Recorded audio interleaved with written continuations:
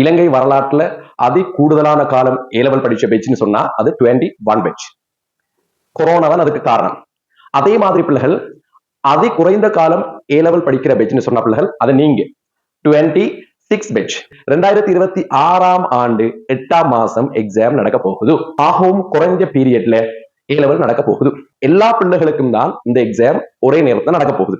அப்ப நாங்க இதுல பிள்ளைகள் சாதிக்கணும்னு சொன்னா, இதுல நாங்க ரிசல்ட்டுக்கு போகணும்னு சொன்னா பிள்ளைகள் நாங்க இப்பயே வியூகங்களை வகுத்துக் கொள்ளணும். ஏன்னா பிள்ளைகள் எங்களுக்கு இருக்கிறது இன்னும் 9 மாசம் தான் இருக்குது. இந்த 9 மாசத்துக்குள்ள தியரியை முடிக்கணும், ரிவிஷன் அண்ட் பேப்பர் கிளாஸ் செய்யணும், மாடல் பேப்பர் செய்யணும், பாஸ் பேப்பர் செய்யணும், அதே மாதிரி செமினார் செய்யணும்.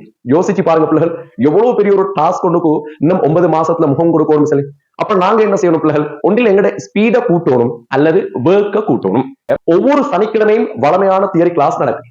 ஒவ்வொரு வியாழக்கிழமையும் பிள்ளைகள் 9 to 4 பாஸ் பேப்பர். பிள்ளைகள் இப்ப உங்களுக்கு தெரியும் ஒவ்வொரு நாளும் கிளாஸ் நடக்குது, ஆனா ரிசல்ட் இல்லை. என்னன்னு சொன்ன பிள்ளைகள், மெயினாக பிள்ளைகள் பாடத்தை பத்தி நீங்க விளங்கணும்.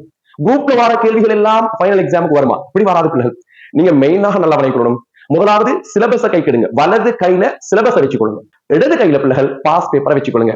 அப்ப எங்களுக்கு முழு தியரியும் தெரியும், வந்த பாஸ் பேப்பரும் தெரியும். அப்ப பாஸ் பேப்பர்ல உள்ள விஷயங்களை பிள்ளைகள் படிக்கிற நேரம் எப்படி படிக்கணும் சொன்னா நல்லா படிக்கணும். நிறைய பேர் பாஸ் பேப்பருக்கு ஆன்சரை தான் பாக்குறாங்க, அந்த ஆன்சர் தெரியும், அப்படி படிக்கிற பிள்ளைகள்.